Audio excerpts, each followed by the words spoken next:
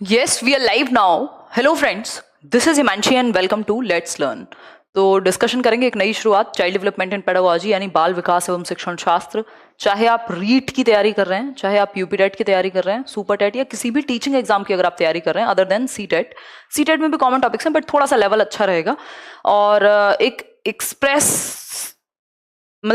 Expressive वे, गलत कह रही हूं मैं, एक एक्सप्रेस ट्रेन की तरह इसको तैयारी करेंगे हम। मैं ये कहना चाहती थी, मतलब पॉइंट टू पॉइंट चलेंगे, थोड़ी सी स्पीड में डिस्कशन होगा बट मजा आएगा आपको और पेपर में काम आएगा सबसे ज्यादा। बिल्कुल एग्जाम ओरिएंटेड रख करके चलेंगे, ओल्ड स्कूल वे में सीखेंगे। ओल्ड स्कूल कैसे भाई, हम बचपन से चौक और बोर्ड पे सीखते आ रहे हैं ना, तो चौक और बोर्ड के थ्रू ही चलेंगे, पेन और बोर्ड के थ्रू।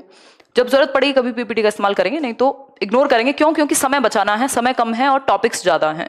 तो कोशिश रहेगी कि चैप्टर वाइज जितना हो सके सिलेबस ज्यादा से ज्यादा कवर हो, मेन पॉइंट्स। क्योंकि अगर मैं आज के टॉपिक की बात करूं तो हम बात करेंगे साइकोलॉजी क्या है, भाई मनोविज्ञान है क्या, स्कूल्स ऑफ साइकोलॉजी कैसे विकसित हुए और कैसे अलग अलग संप्रदाय आए इसके अंदर। इसके अलावा अगर हम बात करें तो डेवलपमेंट का पूरा कंप्लीट टॉपिक, हो सकता है ये क्लास बड़ी हो, 1 घंटे की, 1.5 घंटे की, है ना, ये एक कंप्लीट टॉपिक। बहुत सारे सवाल, जैसे अभी रीट में, आई थिंक एस्टेट में भी एक क्वेश्चन आया था कि एडोलेसेंस में कितना वेट होगा बच्चे के सर का, यानी उसकी ब्रेन का क्या वेट होगा, इस पे एक क्वेश्चन आया था अभी। कहाँ? हरियाणा में।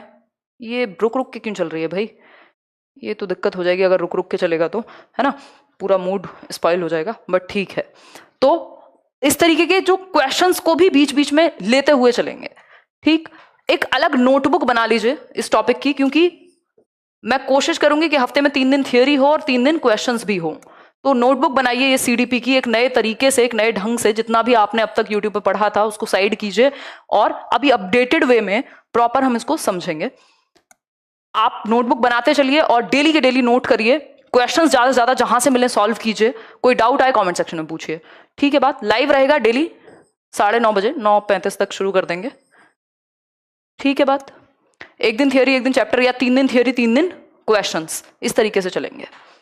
हिंदी इंग्लिश मिक्स करके चलेंगे, बाइलिंगुअल चलेंगे, समझ में आएगा आपको, ठीक है। बात टॉपिक टू द पॉइंट, जो मेन पॉइंट्स हैं, क्रैश कोर्स के जैसा आप मान लीजिए इसको। क्योंकि अगर मैं बात करूं डेवलपमेंट या इन टॉपिक्स की, तो अभी पेडागोजी स्पेशल बैच में 10 दिन में आई थिंक खत्म हुआ होगा। ये 10 से 12 क्लासेस लगी होंगी इन दोनों टॉपिक को खत्म करने में, 1.5 घंटे की। तो उसका तो अंत नहीं है अगर हम इतना डिटेल में जाएंगे। तो इंपॉर्टेंट जो है उस पर जरूर ध्यान देंगे। इससे आपका जितना भी जहां से भी आपने पढ़ा होगा वो सब रिवाइज होगा एक तो, और नई चीजें कई बार आपको जानने को मिलेंगी। 2 बात इससे होंगी। स्टार्ट कर दें। अगर सभी एनर्जेटिक होकर के देखने के इच्छुक हैं तो ऐसे लाइक शेयर पहले कर दीजिए, है ना, उसके बाद ही कहानी आगे शुरू की जाएगी। ऑडियो वीडियो सब बढ़िया होगी मेरे ख्याल में। चलिए स्टार्ट करते हैं। आज हम क्या क्या करने वाले हैं पहले इसी पे चर्चा कर लेते हैं। हम बात करेंगे साइकोलॉजी की, फिलॉसफी की, ये कैसे इसका जन्म हुआ, स्कूल्स कौन से हैं, है ना, डेवलपमेंटल साइकोलॉजी क्या है, फिर डेवलपमेंट पे जाएंगे तो बहुत सारी डिटेल्स हैं। फिर उसमें भी हम स्टेजेस पे बात करेंगे, कौन सी स्टेज को क्या कहते हैं, बहुत बहुत सारी डिटेल्स हैं। तो स्टार्ट कर देते हैं बिना किसी देरी के। सबसे पहला अगर हम बात करें तो साइकोलॉजी की बात करेंगे। जो चाइल्ड डेवलपमेंट हम पढ़ रहे हैं वो कहीं ना कहीं मनोविज्ञान से ही संबंधित है, इस बात को समझने में किसी को दिक्कत नहीं है। साइकोलॉजी यानी मनोविज्ञान, ठीक। ये मत सोचिए कि एक बार में जो लोग नया पढ़ना शुरू करते हैं सब्जेक्ट को, चाइल्ड डेवलपमेंट एंड पेडागोजी को, उनको ये लगता है कि समझ में नहीं आ रहा। हो सकता है थोड़ा देर से समझ में आए, 2-4 बार देखनी पड़ जाए वीडियो, या 2-4 बार डिस्कशन करना पड़ जाए किसी से। और जो लोग एक आध बार पढ़ लेते हैं उनको ये गलतफहमी भी हो जाती है कि हमें सब कुछ आ गया। तो बीच में बैलेंस बना के चलना है कि चीजें हम ढंग से समझें, बिना ओवरवेल्म हुए, बहुत ज्यादा बह करके भावनाओं में नहीं, टॉपिक को समझ करके फिर क्वेश्चन लगाएं उससे रिलेटेड, ठीक। साइकोलॉजी यानी मनोविज्ञान। अब ये जो साइकोलॉजी है जिससे जुड़ी हुई ये बात है चाइल्ड डेवलपमेंट की, ये किसका हिस्सा हुआ करता था 16वीं शताब्दी में? फिलॉसफी का। फिलॉसफी को यानी दर्शन शास्त्र को मदर ऑफ ऑल साइंसेस कहा जाता है, यानी सभी विज्ञानों की का जनक कहेंगे या जननी कहेंगे, जनक नहीं कहेंगे, है ना। तो फिलॉसफी से निकली,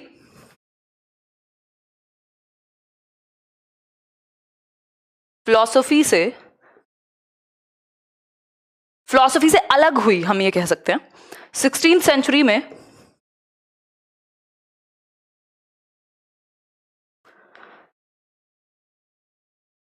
इसको अगर तोड़ करके देखें साइकोलॉजी शब्द को, तो पहली बात तो ये कि पहले फिलॉसफी में थी, अभी अपने आप में एक अलग पूरा सब्जेक्ट है साइकोलॉजी। तो कहां से आई? तो दर्शन शास्त्र से आई, ये कह सकते हैं, दर्शन शास्त्र से अलग हुई।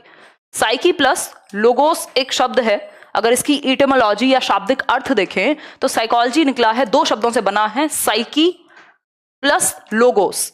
साइकी का मतलब होता है आत्मा, हालांकि अलग अलग समय पे इसका अर्थ बदलता चला गया, और लोगोस का मतलब होता है अध्ययन यानी स्टडी। ठीक, लोगोस का मतलब है स्टडी, कई लोग इसको साइंस भी कह देते हैं, और साइकी का मतलब हुआ सोल। कई बार कई जगह पे आपको इसका मतलब मन भी देखने को मिलेगा। शुरुआत में यानी 16th सेंचुरी में एरिस्टोटल के टाइम पे, अरस्तु जिनको हम कहते हैं, एरिस्टोटल के टाइम पर जो साइकोलॉजी है वो क्या है? स्टडी ऑफ सोल है, यानी आत्मा का अध्ययन हुआ करती थी। ये समय बदला, 16th सेंचुरी के बाद 17th सेंचुरी आई, जॉन लॉक आए, पोम्पोनॉजी आए, और इसको माइंड यानी मस्तिष्क यानी मन का अध्ययन कहा जाने लगा, यानी सोल से हट करके ये बन गई माइंड की स्टडी। कब? 17th सेंचुरी के अराउंड, 17वीं शताब्दी के अराउंड। ये बात तो ठीक है, समझ में आ रही है यहां तक? तो कोई दिक्कत हो रही है किसी को? किसी को कोई दर्द समस्या हो रही हो तो बता दो एक बार। भाई साइकोलॉजी दो कहां से निकली? फिलॉसफी से। फिलॉसफी क्या है? दर्शन शास्त्र है। बिल्कुल भी जल्दी में नहीं रहूंगी मैं, मतलब टॉपिक टू द पॉइंट रहेंगे, बट बहुत ज्यादा स्पीड नहीं करेंगे जिससे दिक्कत हो आपको, क्योंकि मेरी नॉर्मल स्पीड भी तेज ही होती है। दर्शन शास्त्र, फिलॉसफी से साइकोलॉजी निकला, ये कह सकते हैं अलग हुआ। साइकोलॉजी बना किससे है? दो शब्दों से, psyche plus logos. Greek word है ये। वर्ड कौन से हैं? ग्रीक। अगर हम बात करें तो आत्मा प्लस अध्ययन, साइकी का मतलब सोल, लोगोस का मतलब स्टडी। क्लियर है ये बात? शुरुआत में इनिशियल डेज में इसको सोल की स्टडी कहा गया, यानी साइकोलॉजी का मतलब हुआ आत्मा का अध्ययन, स्टडी ऑफ सोल, आत्मा का अध्ययन। इनिशियल टाइम पीरियड में आत्मा का अध्ययन हुआ करती थी साइकोलॉजी, यानी मनोविज्ञान, यानी 16वीं शताब्दी हम कह सकते हैं, 16th सेंचुरी की ये बात होगी, अगर हम टाइम पीरियड भी साथ के साथ देखना चाहें तो। ठीक, उसके बाद सोल के बाद क्या बात आई? माइंड की बात आई। कुछ लोगों ने कहा, अरस्तु और रेने डिकार्टे, इस तरह के जो लोग थे उस टाइम पे 16वीं शताब्दी में, वो कहते थे आत्मा का विज्ञान, आत्मा का अध्ययन मनोविज्ञान है। ठीक है, मान लिया। समय बदला, अलग अलग विचारक आए, लोग आए, 17वीं शताब्दी के अराउंड ये माना जाने लगा अलग अलग थिंकर्स के द्वारा कि साइकोलॉजी क्या है? मन का अध्ययन है, माइंड का, आत्मा ना हो करके, क्योंकि आत्मा तो कोई टच नहीं कर सकता, पता नहीं क्या है, और एक एब्स्ट्रैक्ट सा कॉन्सेप्ट है, तो मन पे आ गए, माइंड। इसके मानने वाले अगर एक एक व्यक्ति का नाम लिखें तो एरिस्टोटल या अरस्तु,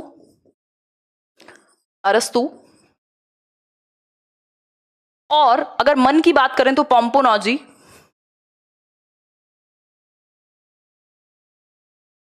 ठीक।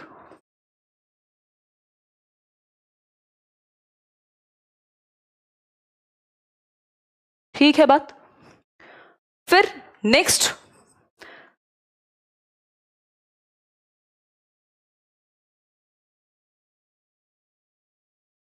अब 19th सेंचुरी आई, 18th तक यही कहानी चली। 19th सेंचुरी यानी 19वीं शताब्दी तक फिर से कुछ लोग आए, विल्हेम वुंट जैसे, उन्होंने कहा ये तो कॉन्शियसनेस है भाई, मन वन कुछ नहीं, अब कॉन्शियसनेस, चेतना, चेतना का विज्ञान मनोविज्ञान, चेतना का विज्ञान मनोविज्ञान। चेतना आपकी फ्रेंड नहीं, मेरी सिस्टर नहीं, कॉन्शियसनेस। ठीक, वुंट को हम इसमें शामिल कर सकते हैं, विल्हेम वुंट। ठीक, ये वही व्यक्ति हैं जिन्होंने पहली साइकोलॉजी की लेबोरेटरी को ओपन किया, उस पर हम अभी आएंगे। फिर 20वीं शताब्दी आते आते 20th सेंचुरी, यानी आज के समय में, प्रेजेंट में हम क्या मान रहे हैं इसको? कॉन्शियसनेस को भी छोड़ दिया लोगों ने, बिहेवियर पे आ गए। वॉटसन जैसे लोग आए, जेबी वॉटसन जैसे, यानी जॉन ब्रॉडस वॉटसन, जिनको पिता कहा जाता है, यानी जनक कहा जाता है, फादर ऑफ बिहेवियरिज्म कहा जाता है। उन्होंने बिल्कुल सर से नकार दिया सबको कि क्या सोल, क्या कॉन्शियसनेस, कहां है ये सब, हमारे सामने तो बिहेवियर दिखता है, हम तो बिहेवियर की स्टडी करेंगे और उसी को मानेंगे। ठीक है, मान लिया। तो व्यवहार का अध्ययन मनोविज्ञान बन गया, व्यवहार का अध्ययन मनोविज्ञान बन गया। मानने वाले लोग वॉटसन, अगर मेजर नाम लिखना चाहें तो वॉटसन। ये वही वॉटसन है जो कहते हैं कि मुझे 1 दर्जन हेल्दी इन्फेंट दे दो, 1 दर्जन दूध पीते बच्चे दे दो, मैं उनको जो चाहे बना सकता हूं कंडीशनिंग करके, चोर सिपाही डॉक्टर वकील जो आप चाहें, साइंटिस्ट तक, है ना। फादर ऑफ बिहेवियरिज्म कहा जाता है इनको, वॉटसन को। अगर मैं बात करूं तो एक कोट है इसके बारे में, एक कथन चलता है वुडवर्थ का। वो कहते हैं first psychology lost its soul, यानी पहले मनोविज्ञान ने अपनी आत्मा खोई, then it lost its mind, फिर इसने अपना मन खोया, देन कॉन्शियसनेस, फिर चेतना को खोया, and now some sort of behaviour is left, यानी अब थोड़ा बहुत व्यवहार बाकी है। That means first psychology lost its soul, यानी कि पहले आत्मा का अध्ययन थी, फिर मन को खोया यानी मन का अध्ययन हुई, उससे भी आगे आ गए, फिर कॉन्शियसनेस यानी चेतना का अध्ययन बनी, अब चेतना को भी छोड़ दिया, व्यवहार का अध्ययन है। तो अगर क्वेश्चन आए कि साइकोलॉजी का इनिशियल मतलब क्या था या इसका इटिमोलॉजिकल या शाब्दिक अर्थ क्या है, तो हम कहेंगे आत्मा का अध्ययन, सोल। लेकिन प्रेजेंट डे में, आज के टाइम पर क्या है साइकोलॉजी, तो हम कहेंगे स्टडी ऑफ बिहेवियर, व्यवहार का अध्ययन साइकोलॉजी या मनोविज्ञान है। प्रेजेंट सिनेरियो में, अगर वर्तमान समय की हम बात करें तो व्यवहार का अध्ययन मनोविज्ञान है, ऐसा हम मानते हैं। क्वेश्चन पूछा हुआ है अलग अलग जगह पर, अगर आप क्वेश्चंस या कोई भी क्वेश्चन पेपर उठाते हैं तो आपको पता लगेगी ये बात। शुरुआत कहां से हुई, सोल से। आज के समय पे क्या है साइकोलॉजी, मनोविज्ञान व्यवहार का अध्ययन है। इस बात को समझने में कोई दर्द, दुख, परेशानी, तकलीफ हो तो बता दीजिए, बता दीजिए। क्लियर है ना ये बात। और 7214 लोग देख रहे हैं, सिर्फ 5600 लोगों ने लाइक किया। देखो लाइक करना यहां महत्वपूर्ण नहीं है, बट मुझे दिखता रहता है और मेरा मन कर जाता है बोलने का, है ना। चलिए, रोबोट की तरह नहीं पढ़ेंगे, बीच में बात जरूर करूंगी, पहले बता रही हूं। आगे बढ़ जाएं। ये पूरा ट्रांजिशन रहा किसका, साइकोलॉजी का। अलग अलग समय पे अलग अलग विचारक आए, उन्होंने पहले विचारों को नकारा और नए विचार अपने रखे। ठीक, 16th सेंचुरी से 17th, देन 19th और 20th सेंचुरी। अब 17वीं शताब्दी में 17th सेंचुरी के अंदर एक बात कही एक व्यक्ति ने, जिनको कहते हैं जॉन लॉक। ताले वाला लॉक याद रख लीजिएगा, ताला लॉक, ठीक। जॉन लॉक, क्या कहा इन्होंने, जॉन लॉक कह रहे हैं कि mind of a child is tabula rasa. Mind of a child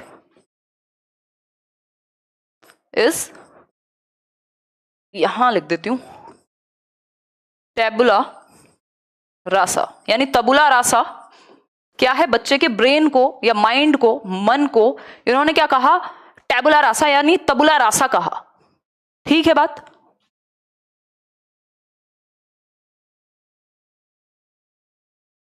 इसका मतलब क्या है, ये जॉन लॉक थे क्या, ये जो विचार था ये बिहेवियरिज्म का विचार था। Delhi subordinate services selection board जो D+B है, उसमें क्वेश्चन पूछा हुआ है कि जॉन लॉक का विचार या जॉन लॉक क्या, कहां से इस बात को आप कहेंगे, तो हम कहेंगे बिहेवियरिज्म यानी व्यवहारवाद। ठीक, हालांकि ये बहुत सारी चीजों में बिलीव करते थे, उस पर नहीं जाएंगे, बट अभी के लिए हम ये मानेंगे, अगर ये पूछे ये विचार किसका है, mind of a child is tabula rasa, तो हम कह देंगे बिहेवियरिज्म का। ठीक है बात, टू द पॉइंट बात कर रहे हैं। टेबुला रासा का मतलब क्या है, ये जो टेबुला रासा लिखा हुआ है, इस तबुला रासा का मतलब है ब्लैंक स्लेट, यानी खाली है दिमाग, ब्लैंक स्लेट है, जो चाहे लिख सकते हो, जैसे अनुभव चाहे दे सकते हो, जो चाहे बना सकते हो, कोरा कागज है ना। गाना मत गाने लग जाना, कोरा कागज था मन मेरा, है ना।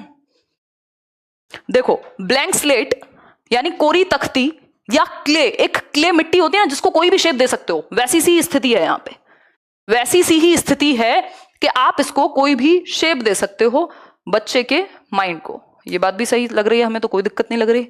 ठीक, किसने कहा, जॉन लॉक ने कहा 17वीं शताब्दी में। क्लियर बात, कोई दिक्कत परेशानी दर्द नहीं होगा। एक और कोट की हम बात कर रहे थे वुडवर्थ के, अभी साइकोलॉजी को समझते समय इन्होंने कहा कि फर्स्ट, यहां से लिखना शुरू करती हूं, फर्स्ट साइकोलॉजी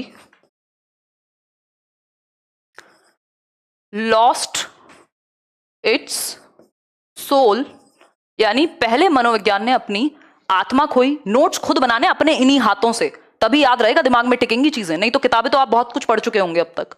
ठीक, first psychology lost its soul, then its mind,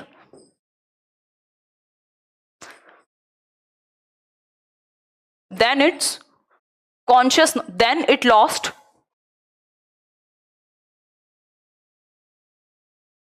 its consciousness, यानी चेतना को खोया, and now some sort of behavior is left, some sort of, यानी थोड़ा बहुत व्यवहार बाकी है। यानी आज की डेट में मनोविज्ञान किसका अध्ययन है? तो हम कहेंगे व्यवहार का। शुरुआत कहां से हुई थी? सोल से। पहले आत्मा से शुरुआत हुई। याद करने जैसा कुछ बचेगा नहीं, इसी क्लास में याद भी करके जाओगे, ठीक है। मन का अध्ययन हुई आत्मा के बाद, समझ में आ गई बात हमें। फिर इसके बाद अगर हम बात करें, चेतना का अध्ययन हुई, फिर चेतना, देन व्यवहार का अध्ययन। व्यवहार का अध्ययन ज्यादा दूर से दिख रहा हो तो पास ले आएंगे, है ना। ऐसे राइटिंग की तारीफ अगर किसी ने की ना, मैं बता रही हूं नाराज हो जाऊंगी, क्योंकि मेरी राइटिंग सिर्फ मुझे ही पसंद आ सकती है। गांधी जी से इंस्पायर्ड हूं मैं राइटिंग के मामले में। खैर, ये तो मजाक की बात हुई। मतलब पहले साइकोलॉजी ने अपनी आत्मा को खोया, फिर मन को खोया, फिर चेतना को खोया, अब कुछ थोड़ा बहुत व्यवहार बाकी है। अब हम बात करते हैं साइकोलॉजी अपने आप में जब अलग संप्रदाय बनी, किससे अलग हो गई? फिलॉसफी से। तो इसकी अपनी पहली लैब, यानी first lab of psychology, first laboratory, यानी पहली प्रयोगशाला, मनोविज्ञान की पहली प्रयोगशाला, फर्स्ट लेबोरेटरी ऑफ साइकोलॉजी, मनोविज्ञान की पहली प्रयोगशाला। हिंदी और इंग्लिश के चक्कर में अगर आपने ये कंटेंट नहीं समझा ना, तो दुख होगा आपको बाद में। ये दुर्लभ चीज है जो शायद इसका कोई मूल्य नहीं है। देखिए, फर्स्ट लेबोरेटरी ऑफ साइकोलॉजी 1879 में, 1879 में लिप्जिग के अंदर, लिप्जिग जगह है यूनिवर्सिटी, जर्मनी में। हिटलर तो याद ही होगा जर्मनी से आपको। जर्मनी के अंदर किसने खोली? व्यक्ति हैं Wilhelm Maximilian Wundt. Wilhelm Maximilian नहीं लिखते हैं, डायरेक्ट वुंट लिख देते हैं ताकि आपको याद रहे। वुंट, विल्हेम वुंट, ठीक।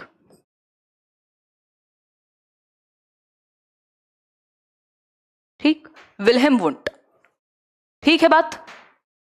पुराने दिन याद आ गए लॉकडाउन वाले, नितिका कह रही हैं। बिल्कुल याद आएंगे, अब डेली पढ़ाई करेंगे अगर आप लोग सच में सीरियस हैं पढ़ने के लिए तो।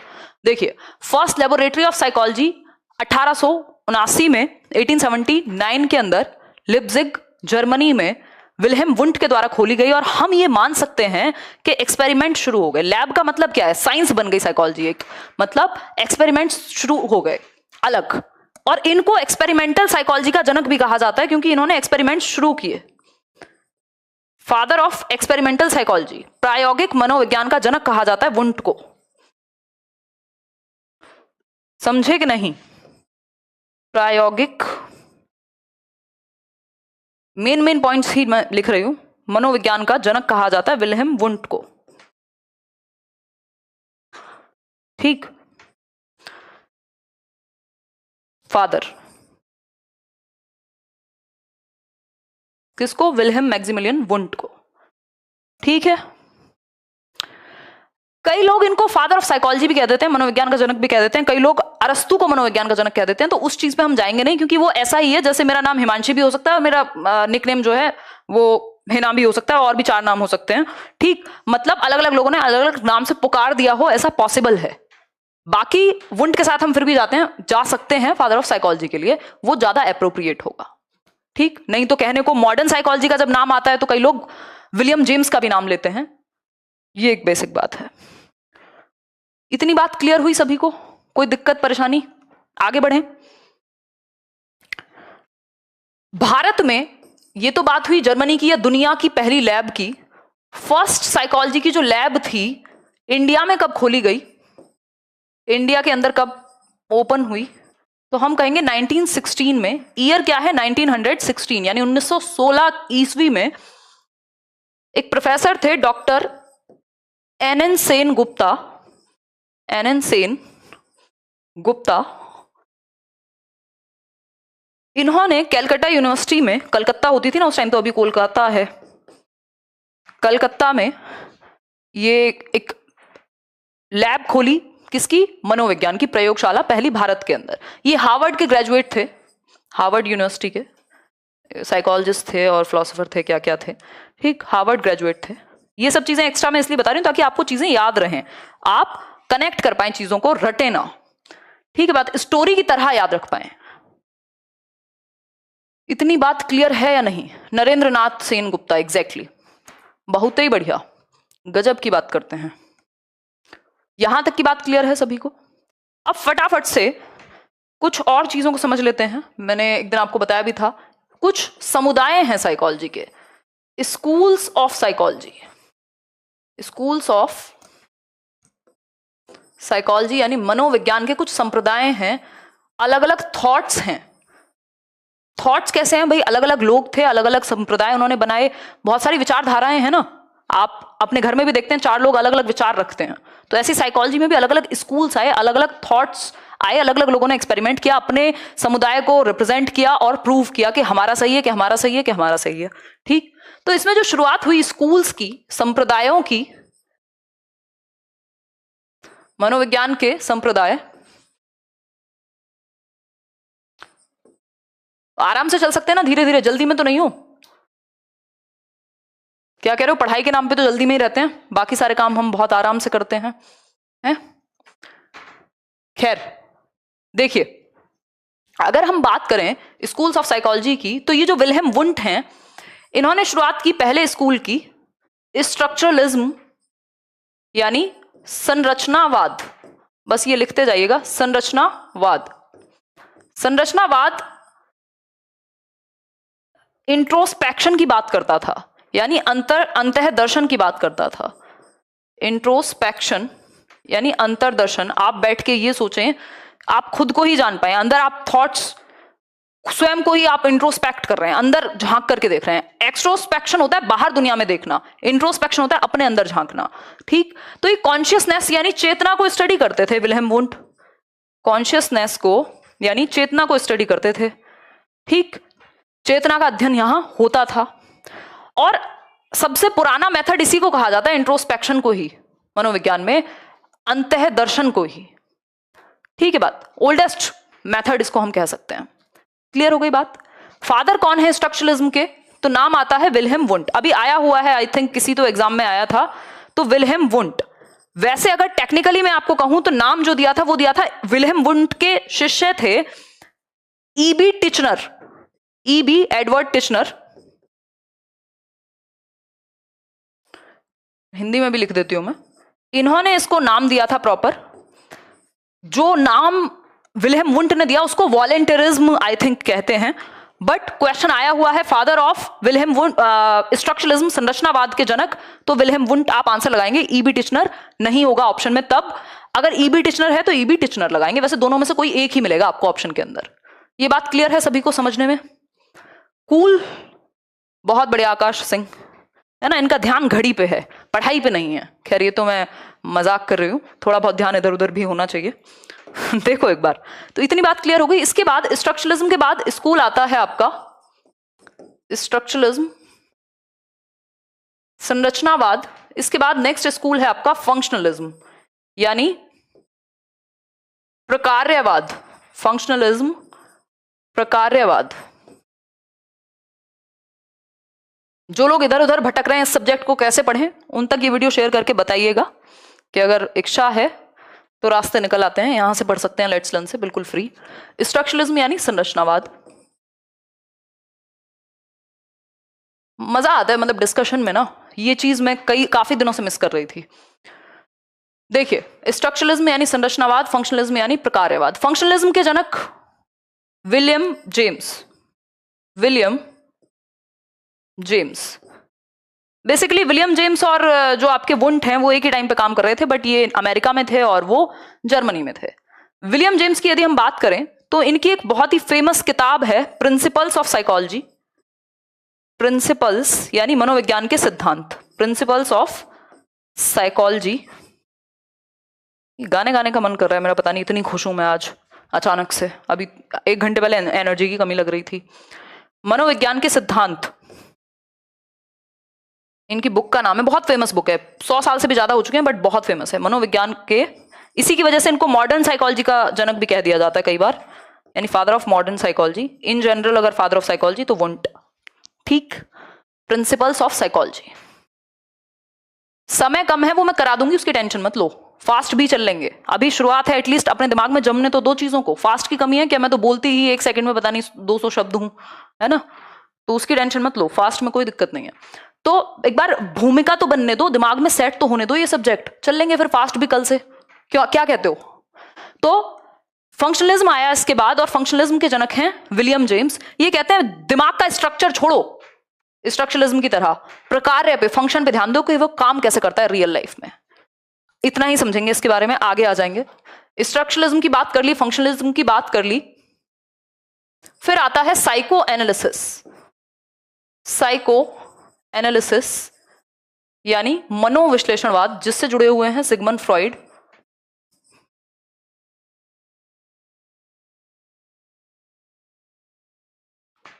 सिगमंड फ्रॉइड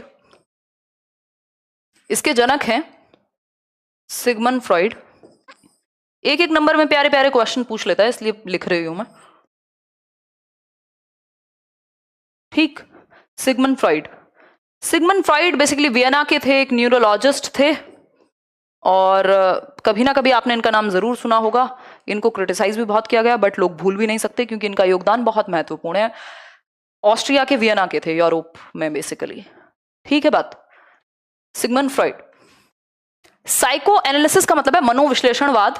इनकी एक थियरी है, अभी हम आज अगर हो पाया तो आज ही हम डेवलपमेंट की स्टेजेस वगैरह सब जो भी मेन बातें हैं, दिमाग का भार और ये वो सब करा दूंगी, नहीं हुआ तो कल। और उसके बाद हम बहुत ही अलग अप्रोच से चलेंगे इस वाले बैच में, क्रैश कोर्स मान के चलो आप इसको। तो उसके बाद हम करेंगे वो थियरीज ऑफ डेवलपमेंट, एक ही दिन में निपटा देंगे, जैसे एरिक्सन की थियरी, फ्रॉइड की थियरी, ब्रूनर की थियरी, इस तरीके की थियरीज भी करेंगे, जिसमें आपको ये थियरी मिलने को पढ़ने को मिलेगी। साइकोसेक्सुअल डेवलपमेंट से भी जुड़े हुए हैं ये, मनोलैंगिक विकास से। इनकी थियरी को साइकोडायनामिक अप्रोच भी कह दिया जाता है, साइकोडायनामिक। और साइको एनालिसिस तो है ही मनोविश्लेषणवाद। इन्होंने बेसिकली 3 प्रकार के मन की बात की, चेतन, अवचेतन और अचेतन, यानी कॉन्शियस, सबकॉन्शियस और अनकॉन्शियस माइंड, और बताया कैसे कैसे हमारा जो ब्रेन है, या जो हम परेशानी, डिप्रेशन और ये सारी जो चीजें वो कैसे वर्क करती हैं, और एनालाइज किया बेसिकली मन को, विश्लेषण किया मन का। ठीक बात, ये बात ठीक है। कुछ लोगों की ब्लॉक होने की बहुत ज्यादा इच्छा है, बट हम करेंगे नहीं, क्योंकि हम फ्रीडम ऑफ स्पीच देंगे इनको। देखिए, अगर हम बात करें नेक्स्ट पॉइंट पे, हमने बात की अभी तक स्ट्रक्चरलिज्म की, यहां लिख भी सकते हो शॉर्ट फॉर्म में अगर इच्छा है। स्ट्रक्चरलिज्म, फंक्शनलिज्म, साइको एनालिसिस, और अब हम बात करेंगे बिहेवियरिज्म की, यानी व्यवहारवाद की। जो इंपॉर्टेंट है उन्हीं की बात हम कर रहे हैं। बिहेवियरिज्म यानी व्यवहारवाद की, बहुत फेमस है, यहां से क्वेश्चंस आते हैं। व्यवहारवाद, जिनको समस्या हो वो सेशन यहीं कहीं छोड़ करके जा सकते हैं, जो सीरियसली पढ़ना चाहते हैं वो ही ध्यान दीजिएगा। ठीक है, व्यवहारवाद। व्यवहारवाद क्या कहता है भाई? व्यवहारवाद कहता है, इन्होंने, इसके जनक हैं, फादर हैं कौन, बताओ जल्दी से, चिल्ला चिल्ला के बताओ, घर वालों को उठा दो सोते हुए, कह रहे मम्मी व्यवहारवाद के जनक पता है आपको? वो कहेंगे बेटा पिटोगे, कहना हाँ। तो फादर ऑफ बिहेवियरिज्म हैं जेबी वॉटसन, जॉन ब्रॉडस वॉटसन। ठीक,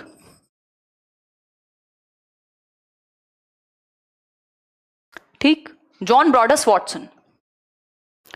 इन्होंने कहा कि मनोविज्ञान क्या है, टोटली प्योरली बिहेवियर की स्टडी होनी चाहिए। यानी हमें नहीं पता हम आत्मा तक कैसे पहुंचे, मन तक कैसे पहुंचे, चेतना में क्या है, इनका सीधा सा सिंपल सा सिद्धांत है, हमें व्यवहार में दिखाओ। अगर आप बिहेवियर को स्टडी कर लेंगे तो आपको पता लग जाएगा व्यक्ति के मन में क्या चल रहा है, ऐसा ये मानते हैं। तो स्टडी ऑफ बिहेवियर पे इनका फोकस है, स्टडी ऑफ बिहेवियर पे इनका फोकस है, यानी व्यवहार के अध्ययन पे इनका फोकस है, ये हम कह सकते हैं। ठीक है बात। एक बच्चा था जिसका छोटा सा नाम था, लिटिल एल्बर्ट कहा जाता है उसको। उस पे इनका कुछ एक एक्सपेरिमेंट था कि व्हाइट चीजों से या सॉफ्ट चीजों से उसे डर लगना शुरू हो गया था, क्योंकि ये क्या करते थे, जैसे ही वो सॉफ्ट चीजों के पास जाता बहुत पीछे से भयानक आवाज बजाते तो और उसको डर लग जाता। तो कंडीशनिंग पे इनका बहुत बड़ा रोल है, इन्होंने कंडीशनिंग पे फोकस किया। तो हमने बात की स्ट्रक्चरलिज्म की, फंक्शनलिज्म की, साइको एनालिसिस की, व्यवहारवाद की। ठीक, अब हम बात करेंगे नेक्स्ट गेस्टाल्टवाद की, यानी गेस्टाल्टवाद को गेस्टाल्टवाद ही कहते हैं। गेस्टाल्टिज्म, टिज्म नहीं लगाते वैसे गेस्टाल्ट के साथ, बट ठीक है लगा देंगे, कोई बात नहीं। गेस्टाल्ट साइकोलॉजी लिख देंगे, या गेस्टाल्ट स्कूल ऑफ साइकोलॉजी। ठीक है बात। गेस्टाल्टवाद की यदि हम बात करें, ओहो हो अपनी मर्जी से चल रहे, तो ज्यादा एडवांस हो गया, ओल्ड स्कूल रह गए हम तो। ठीक,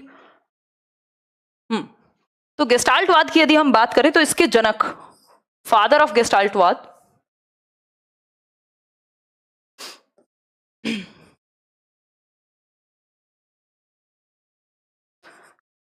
कौन है? मैक्स वर्टहाइमर।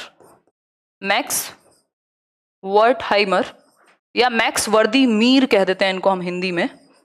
वर्दी मीर, पहनने वाली वर्दी, है ना। हमारे यहाँ एक स्कूल है पास में ही, आपको पता होगा, नहीं पता होगा तो कोई बात नहीं, पता कर लीजिए।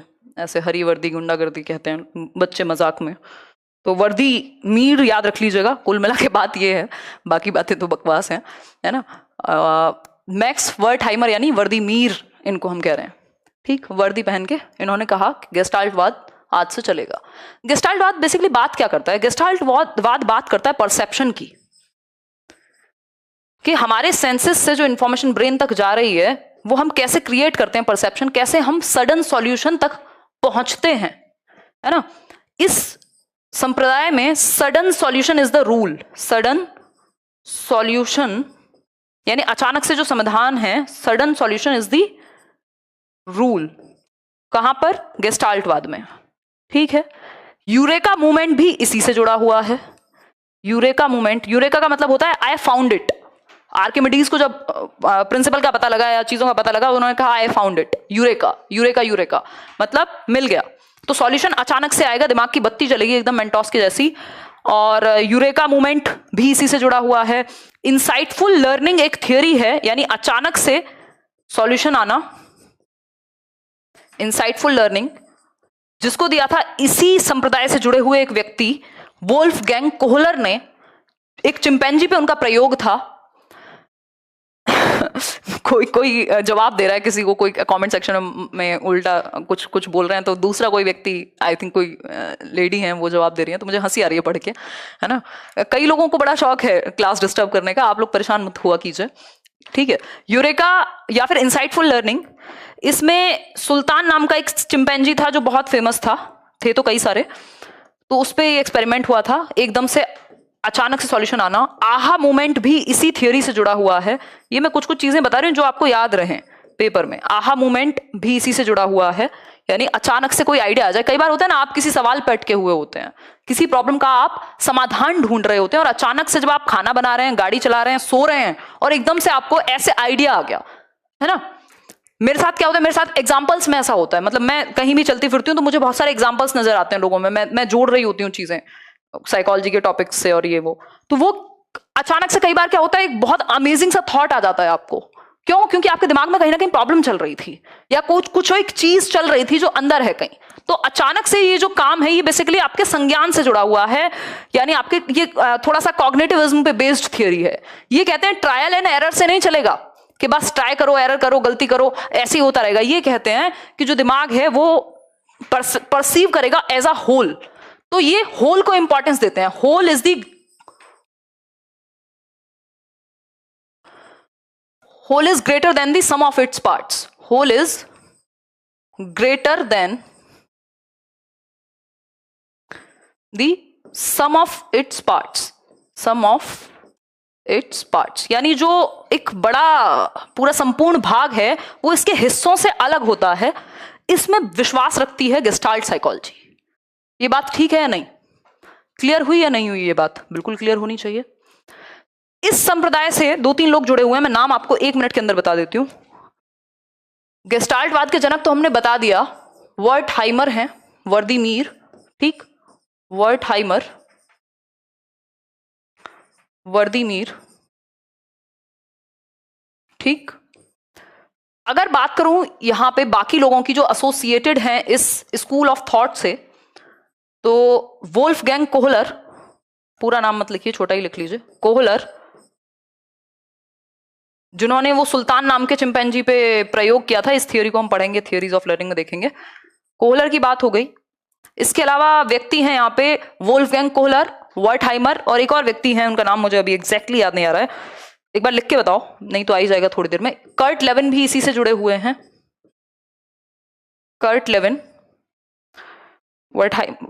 Max Wertheimer, Kohler, Koffka, Koffka, Koffka, Koffka, okay fine. Kafka अलग है, कोफका अलग है। देखूं तो सही आपने क्या लिखा है। अरे वाह, बहुत बढ़िया, बहुत ही बढ़िया, आप लोग तो अच्छी पढ़ाई कर रहे हैं, मतलब वही लोग हैं जो सच में पढ़ने की इच्छा रखते हैं। काफका एक अलग फिलोसोफर टाइप्स व्यक्ति थे, ये कोफका हैं। ये कोफका अलग हैं, ये गेस्टाल्टवाद से संबंधित हैं। ठीक, ये कुछ लोग हैं जो इस संप्रदाय से जुड़े हुए हैं। बहुत बढ़िया, मुझे अच्छा लग रहा है देख करके कि आप लोग सच में यूट्यूब पे इतना पढ़ना चाहते हैं। हिंदी में भी इसको यही कहेंगे भाई। अब अगर हम बात करें, हमने इतने सारे स्कूल्स ऑफ साइकोलॉजी की बात कर ली, अब एक और स्कूल ऑफ साइकोलॉजी की बात कर लेते हैं जो आजकल प्रचलन में है, कंस्ट्रक्टिविज्म यानी रचनावाद। रचनावाद, इनको याद कैसे रखोगे अभी बता दूंगी। रचनावाद, रचनावाद क्या है? रचनावाद ये कहता है बच्चे को जितना हो सके एक्टिव रखो। बच्चा ज्ञान का सृजन करने में सक्षम है, बजाय कि आप बशर्ते आप उसको सक्रिय रखें, एक्टिव रखें। बच्चा नॉलेज को कंस्ट्रक्ट कर सकता है, रचना की जा सकती है ज्ञान की, यदि बच्चे को आप फ्रीडम दें एक्टिविटी करने की, एक्सपेरिमेंट करने की, एक्सप्लोर करने की। ठीक, इन्होंने कहा टीचर सिर्फ एक फैसिलिटेटर है। आज की डेट में जो पूरे पढ़ाई लिखाई चल रही है ना, आपका जो नया चाइल्ड सेंटर्ड एजुकेशन है वो इसी से प्रभावित है, या ये उससे प्रभावित है, ऐसे भी कह सकते हैं। रचनावाद, रचनावादी कौन है? वाइगोस्की, पियाजे, ये सब लोग रचनावादी हैं, ब्रूनर, ये सब लोग क्या हैं? रचनावादी हैं। कैसे? क्योंकि ये मानते हैं कि बच्चे को फ्रीडम दो, उसको एक्टिविटी करने दो। टीचर का काम सिर्फ फैसिलिटेटर का है। टीचर क्या है? टीचर का जो रोल है वो डिक्टेटर का नहीं है। कोई भी टीचर जो अपने आप को मतलब महान माने वो ठीक है, लेकिन आप नॉलेज को कंस्ट्रक्ट कराने में मदद करने वाले व्यक्ति हैं, आप सुविधादाता हैं, आप माहौल क्रिएट करने वाले व्यक्ति हैं, आप किसी के दिमाग में भर नहीं सकते कुछ, ऐसा रचनावाद कहता है। यानी टीचर क्या है? फैसिलिटेटर है। ऐसा एनसीएफ जो आपका नेशनल करिकुलम फ्रेमवर्क पूरा डॉक्यूमेंट है वो इसी पे बेस्ड है, यानी सुविधा दाता है शिक्षक। शिक्षक क्या है? सुविधा दाता है। ठीक, माहौल, आप स्टेज सेटर हैं, आप डिक्टेटर नहीं हैं, आप तानाशाह नहीं हैं कि मैंने ये कर दिया मुझसे ये हो गया, ये नहीं है, आप सुविधा दाता हैं। मेरा काम क्या है? मैं यहां खड़े होकर समझाऊं और आपको समझ में आ जाए, पेपर में हेल्प हो जाए, दैट्स इट। ठीक है बात? रचनावाद जीवन में भी हो, मेरी कोशिश तो ऐसी रहती है, इतना नहीं है, खैर इससे थोड़ा सा ज्यादा है। आगे बढ़ेंगे। अब इससे जुड़े हुए पियाजे, वाइगोस्की, ये सारे लोग इसी से जुड़े हुए हैं। अब आपको ये स्कूल्स ऑफ साइकोलॉजी याद रखने के लिए अगर थोड़ी सी मदद चाहिए तो आप ऐसे भी याद रख सकते हो। स्कूल्स ऑफ साइकोलॉजी है ना, मनोविज्ञान के संप्रदाय, SFPB, PB, SFPB, GC। ठीक, हालांकि और फिर इसके बाद ह्यूमनिज्म भी आ जाता है, अगर आप इसके बाद लगाना चाहते हैं, यानी मानवतावाद। वो कहते हैं मानव पे फोकस होना चाहिए, ह्यूमंस बाय नेचर इनहेरेंटली अच्छे हैं, बस हमें फोकस करना है किस पे? मानवतावाद पे, यानी मनुष्यों को आगे बढ़ाना है एक तरीके से। और इसके फादर जो हैं वो कार्ल रॉजर्स हैं और अब्राहम मैस्लो हैं, जो ह्यूमनिज्म से जुड़े हुए हैं, जिसके बारे में मैंने अलग से बात नहीं की, अब ऐसे ही आपको समझा दिया है। तो ये क्या था? S फॉर स्ट्रक्चरलिज्म, यानी संरचनावाद। ढंग से पढ़िए अगर इच्छा है तो। SFPBGCH, ये क्या है? इसका निमोनिक है। मैं हमेशा शॉर्ट फॉर्म में बता करके चलती हूँ ताकि आपको याद भी रहे चीजें, इतना सारा डेटा कैसे याद रखोगे? निमोनिक, निमोनिक क्या है? शॉर्ट फॉर्म ऐसी बना लीजिए। ठीक है, जैसे वो लाल बटे कक्का बनाते थे ना हम मैथ्स पढ़ते समय यूपी बोर्ड में, और पंडित बद्री प्रसाद हर हर बोले बनाते थे CBSE वाले। ठीक, तो ये निमोनिक ही है एक तरह का, कि जुगाड़ बना लिया आपने याद रखने के लिए टेक्निक है याद रखने की। कहाँ जा रहे हो भाई, रुको जरा, सब्र करो। देखो बोर्ड की बात कर रही हूँ, आपसे नहीं कह रही हूँ, आप दिल पे ना ले, ठीक। तो SFPBGC स्ट्रक्चरलिज्म यानी संरचनावाद, जिसके जनक कौन है जल्दी से बताओ, चिल्ला चिल्ला के घर वालों को उठा दो। स्ट्रक्चरलिज्म यानी संरचनावाद, विल्हेम वुंट इसके जनक हैं। और अगर हम बात करें विल्हेम वुंट ऑप्शन में ना हो तो आप EB टिचनर लगाएंगे, एडवर्ड B टिचनर, ठीक। फिर आता है फंक्शनलिज्म। फंक्शनलिज्म यानी प्रकार्यवाद, जिसके विलियम जेम्स हैं जनक। उन्होंने एक बुक भी लिखी थी प्रिंसिपल्स ऑफ साइकोलॉजी। इनको मॉडर्न डे साइकोलॉजी का जनक कहा जाता है। विलियम वुंट को कई लोग साइकोलॉजी का जनक कह देते हैं, बट वो एक ऑब्जेक्टिव क्वेश्चन नहीं है, उस पर मैं क्वेश्चन मार्क छोड़ के चलूंगी। हो सकता है अगर ऑप्शन में एरिस्टोटल हो तो एरिस्टोटल हो जाए, हो सकता है वुंट हो सिर्फ तो वुंट हो जाए। ऑप्शन पे डिपेंड करता है कि उस मतलब इसका फादर ऑफ साइकोलॉजी का आंसर क्या होगा। कोई ऑब्जेक्टिव आंसर आप इसका नहीं दे सकते। स्ट्रक्चरलिज्म, फंक्शनलिज्म, साइको एनालिसिस यानी मनोविश्लेषणवाद, सिगमंड फ्रॉइड जुड़े हुए हैं जिससे, ठीक। फिर है बिहेवियरिज्म यानी व्यवहारवाद। बिहेवियरिज्म यानी व्यवहारवाद, जिसके वॉटसन जनक हैं। गेस्टाल्टवाद, गेस्टाल्ट साइकोलॉजी, जिसके मैक्स वर्टहाइमर हैं जनक। देन कंस्ट्रक्टिविज्म पे हम बात कर रहे हैं, वैसे कॉग्निटिविज्म भी यहां हो सकता है, बट मैंने उसको अभी के लिए हटा दिया है क्योंकि जरूरत नहीं पड़ती है। ज्यादातर जो क्वेश्चंस हैं वो कॉग्निटिविज्म से नहीं आते हैं। और ये है ह्यूमनिज्म यानी मानवतावाद। मानव को इन्होंने मेन मुद्दा बना करके रखा है। चलो अब लगे हाथ, बात चल ही रही है और मैं बहुत मूड में हूं पढ़ाने के, तो हम बात कर लेते हैं कॉग्निटिविज्म पे भी, ठीक है। कॉग्निटिविज्म पे भी बात कर लेते हैं। संज्ञानवाद कहते हैं कॉग्निटिविज्म को, जिससे ये आपका गेस्टाल्टवाद भी संबंधित है और कंस्ट्रक्टिविज्म भी, ठीक है। कॉग्निटिविज्म यानी संज्ञानवाद, इससे बहुत एक अलग तरह का क्वेश्चन पूछा जाता है। कॉग्निशन से आजकल क्वेश्चन आता है कि व्हाट इज कॉग्निशन, कॉग्निशन क्या है यानी संज्ञान क्या है, ये पूछा जाता है। संज्ञान क्या है, मेरे तरीके से पढ़ लो, दुखी मत हो, ये मत सोचो ये करा दो सबसे पहले, जल्दी करा दो, धीरे करा दो, ठीक। व्हाट इज कॉग्निटिविज्म या कॉग्निशन क्या है।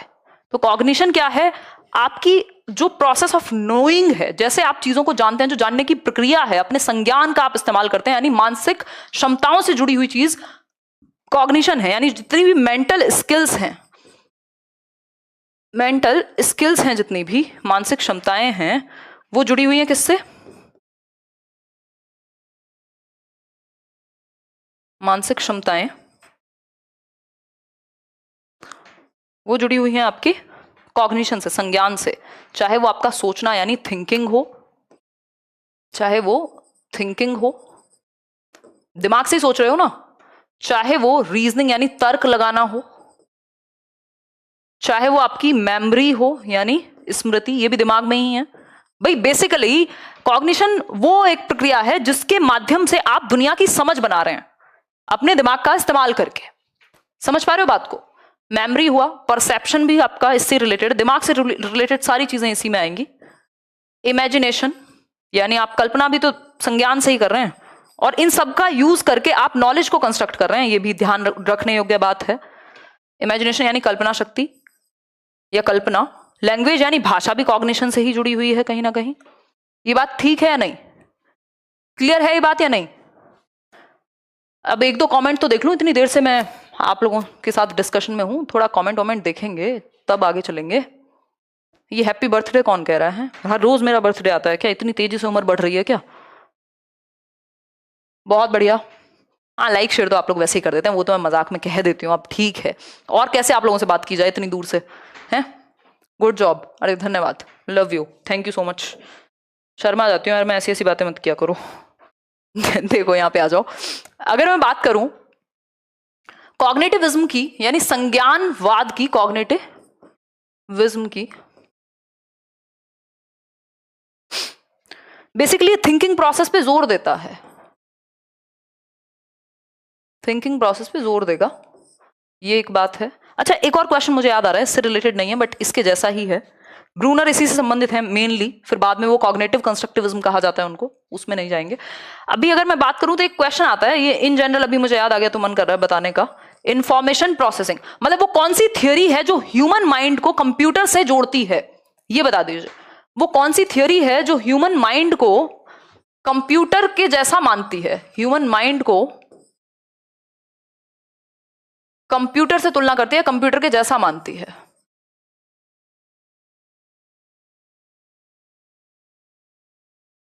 बताइए, बहुत तेजी से बताइए, सेकंड्स के अंदर, मिनट भी नहीं मिलेंगे आपको इसमें, मजाक की बात नहीं है। गुस्सा आ जाएगा, और गुस्सा आ जाएगा तो 1 घंटा और पढ़ा दूंगी, क्योंकि गुस्से को यूज करना मुझे बहुत अच्छे से आता है। गुस्से में मैं आपको ऐसे नहीं कहूंगी कि ये हो जाएगा वो हो जाएगा, मैं बाकी 4 टीचर्स को बुरा बोल दूंगी, ये तो नहीं करूंगी, बट गुस्से में मैं आपको एक्स्ट्रा पढ़ा दूंगी, ये हो सकता है। डिस्कशन हमारा एक्स्ट्रा हो जाएगा, है ना, सीखना सिखाना हमारा एक्स्ट्रा हो जाएगा। चलिए, इंफॉर्मेशन प्रोसेसिंग है इस थियरी का नाम, स्किनर भी इस पे बात करते हैं। इंफॉर्मेशन प्रोसेसिंग, सूचना जो भी कहेंगे, संस्करण, आई थिंक प्रोसेसिंग को संस्करण ही कहते हैं ना, बताओ एक बार। तो ये कॉग्निशन से जुड़ती है कहीं ना कहीं, ठीक। तो इंफॉर्मेशन प्रोसेसिंग ह्यूमन माइंड को कंप्यूटर की तरह मानती है कि जैसे कंप्यूटर में इंफॉर्मेशन प्रोसेस होती है, उसी तरीके से ह्यूमन माइंड में भी प्रोसेसिंग ऐसे ही होती है। ठीक है बात, इतनी सी बात है, आगे की लाइन मुझे आती नहीं है।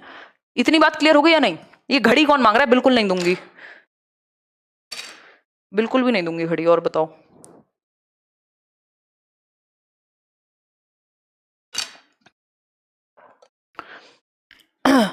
हमने बात कर ली साइकोलॉजी की, साइकोलॉजी की बात कर ली। कितना टाइम हो गया? 10:25, लगभग 1 घंटे की क्लास आपकी हो गई है। साइकोलॉजी यानी मनोविज्ञान की बात की, मनोविज्ञान कैसे निकला, कहाँ से निकला, दर्शन शास्त्र से आया, है ना, ग्रीक से इसकी शुरुआत हुई, लैटिन वर्ड है, ठीक। ये सारी बातें हमने कर ली। अब एजुकेशनल साइकोलॉजी क्या है? एजुकेशनल साइकोलॉजी, बेसिकली साइकोलॉजी की बहुत सारी ब्रांचेस हैं। एजुकेशनल साइकोलॉजी, उसमें इंडस्ट्रियल साइकोलॉजी हुई, क्लिनिकल साइकोलॉजी हुई, बहुत तरह के मनोविज्ञान के अंदर बहुत सारे स्कूल्स हैं। उसमें से एक चीज है जिसको हम कहते हैं एजुकेशनल साइकोलॉजी, यानी शिक्षा मनोविज्ञान। शिक्षा, भाई साइकोलॉजी तो हम जीवन में लगभग हर जगह यूज कर रहे हैं ना, तो जब हम उस साइकोलॉजी को, जब मनोविज्ञान को कहां यूज करने लगे? शिक्षा में यूज करने लगे। किस लिए यूज करने लगे? ताकि हम बच्चे को समझ पाए, उसके मन को समझ पाए, उसके व्यवहार को समझ पाए, उसके लिए बेहतर टेक्निक्स का प्रयोग कर पाए। मतलब हम बच्चे को बेहतर तरीके से समझ पाए, to better understand a child.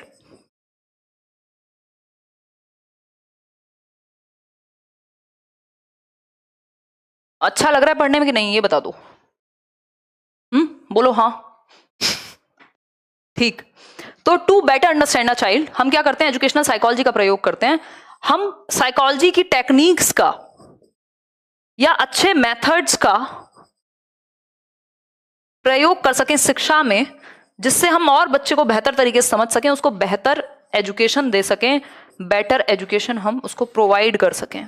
इसलिए हमने साइकोलॉजी को शिक्षा में अनुप्रयोग किया, उसको शिक्षा में जोड़ा, ये हम कह सकते हैं। फादर ऑफ एजुकेशनल साइकोलॉजी किसको कहेंगे? फटाफट से बताओ, 1 नंबर का क्वेश्चन, जल्दी बताओ।